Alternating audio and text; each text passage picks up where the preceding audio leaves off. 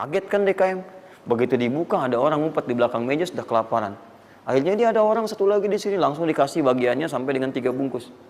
Begitu dikasihkan itu, teman yang kedua tadi yang mengatakan mesti ada usaha langsung mengejar pada teman yang bersembunyi dan dia katakan, kan saya bilang dari awal rezeki itu mesti dicari walaupun dengan sama. Saya juga sama, Ustadz pemateri misalnya kan begitu kehausan ya, kan? Nah, misal panitia datang, macam-macam lah. Misal. Enggak, itu contoh. Saya nggak biasa ceramah sambil minum. Ya.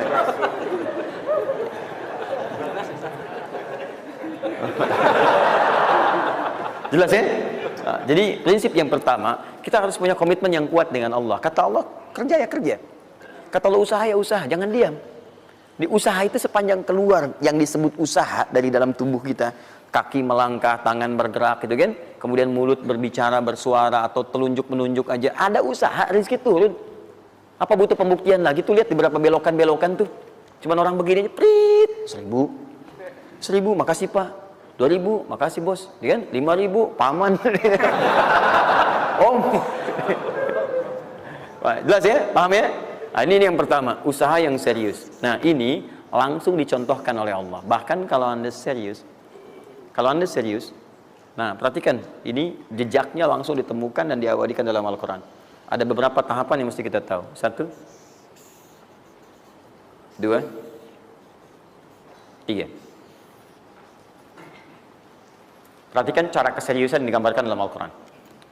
Teman-teman, kalau saya sebutkan sa'ah dalam Al-Quran, mungkin agak banyak kita mencarinya, butuh energi. Tapi kalau saya ilustrasikan begini, antum insya Allah akan lebih cepat menemukan. Kalau kita haji atau umrah, kemudian ada ritual setelah tawaf, namanya apa? Sa'i. Apa itu sa'i? Tuh kan, lari-lari kecil. Kalau lari-lari besar, maraton. Kan sudah saya tuliskan di atas. Sa'i itu kan dari sini tulisannya. Ya, dari mana sa'i itu? Safa ke Marwah. Ya, buka Quran surah kedua ayat 158, paling kiri di pertengahan. Innas safa wal marwata min sya'airillah. Faman hajjal bait aw i'tamara fala junaha alaihi ay yattawafa bihima. Man tatawwa khairan fa innallaha syakirun alim. Lihat sini. Ibadah ini kenapa dinamakan dengan sa'i? Dan sementara orang sekarang agak kurang tepat menerjemahkan dengan lari-lari kecil. Dalam bahasa Arab lari kecil bukan sa'i. Dalam bahasa Arab lari-lari kecil itu bukan sa'i. Ingat baik-baik kalimat ini. Kenapa dinamakan dengan sa'i? Karena di tempat ini pernah ada satu sosok yang sangat bersungguh-sungguh untuk berusaha. Sangat serius untuk mendapatkan rizki dari Allah Subhanahu wa taala. Sosok ini datang, diantarkan oleh suaminya. Kemudian ketika diantarkan, ternyata ini yang paling menarik. Ini yang saya berikan 3 panah ini. Diabadikan kisah ini di Quran surah ke-14 ayat ke-37. Pertama diantarkan. Ya, begitu tiba suami istrinya dengan anak yang baru lahir, tiba-tiba langsung bermohon kepada Allah. Perhatikan, bukankah Allah pemilik rezeki? Masih ingat tadi teori di awal? Pusat rezeki ada di mana? Baik. Nah, ini teman-teman sekalian, kaidah yang pertama. Kalau antum ingin berikhtiar berusaha, maka hal yang pertama dilakukan adalah mendekat dulu kepada pemiliknya. Mohon minta kemudahan, minta petunjuk, minta kenyamanan, minta keberkahan. Itulah sebabnya sebelum kita berangkat, kita sholat dulu. Sholat subuh, sholat fajar, menghadap, usahakan. Makanya Nabi setelah selesai sholat, selalu minta kepada Allah diberikan petunjuk mendapatkan rezeki.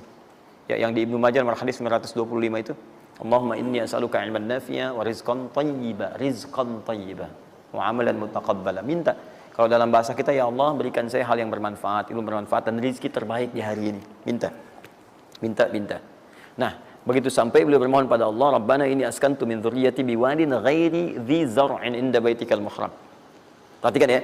Ya Allah, saya bermohon kepadamu, Engkau yang merawat kami, memerhatikan kami, memberikan rezeki kepada kami. Sifat rububiyah yang disebutkan namanya Rabb.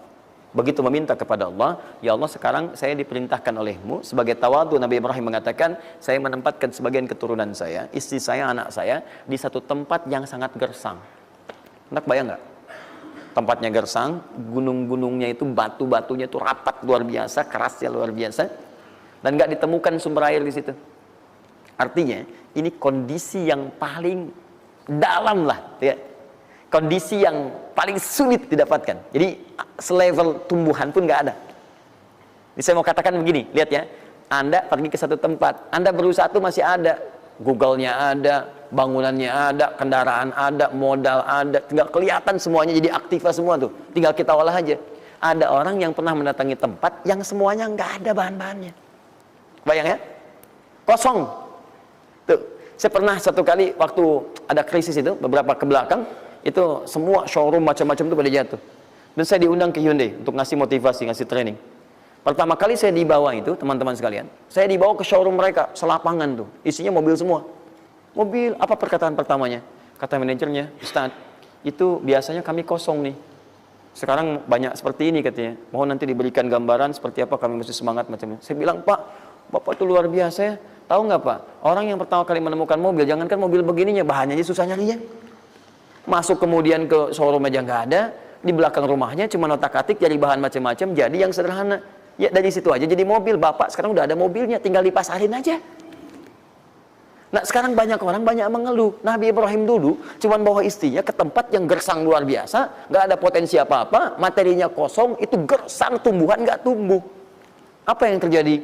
Begitu sampai di situ, satu kalimat ketika meninggalkan Ibrahim istrinya Sayyidah Hajar dengan anaknya Ismail alaihissalam, maka pertanyaan pertama dalam satu riwayat, ahadza min amrillah, apakah semua ini ketetapan Allah? Maka dijawab bala. Perhatikan prinsipnya, selama ini ketetapan Allah, maka Allah tidak akan menyia-nyiakan saya.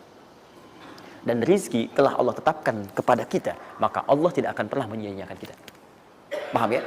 Jadi kalau Anda ditempatkan di kondisi apapun, bahkan mulai belum bekerja, baru lulus kuliah, bahkan mulai baru membuat satu bisnis misalnya, atau macam-macam halnya, ingat, ada yang lebih buruk kondisinya daripada Anda, yang semua bahannya bahkan belum didapatkan.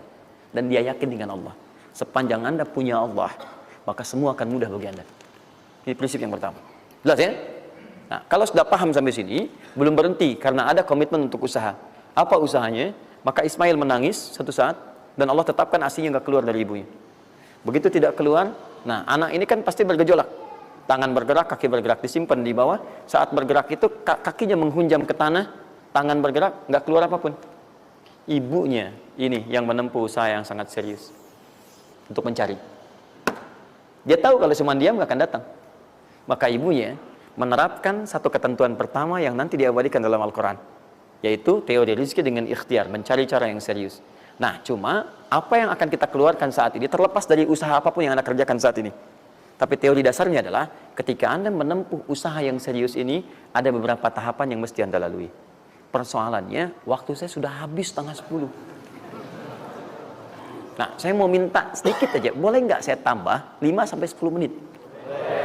Alhamdulillah. Nah, satu, saya agak cepat ya, saya agak cepat. Satu. Nah, Pak. Yang pertama beliau lakukan, beliau kemudian mencari itu dengan semangat, naik ke satu bukit. Naik. Bukit apa namanya? Kapan bukit itu dinamai dengan Sofa? Ini persoalannya. Belakangan kan? Belakangan, setelah itu bukit Sofa. Dari mana munculnya Sofa? Sofa itu kan kalau kita gali dari akar katanya, ya berasal dari kata tasfiyah. Ya, Sofa, yasfi, sofyan, wa tasfiyatan, wa sofian. Wasufyanan, kalau pakai sin sufyan, kalau pakai sod sufyanan, sofiyun. Tasfiyah artinya menyaring sesuatu yang kotor sehingga yang bersih aja yang kelihatan. Kalau Anda menyaring sesuatu, saring, bersihnya itu ada, kotornya hilang, dibuang. Itu namanya tasfiyah. Pakai ta, sod, fa, ya, ta. Ini hasilnya disebut dengan sofa. Orangnya disebut dengan Sofi atau Sufi, perempuannya disebut dengan Sofia.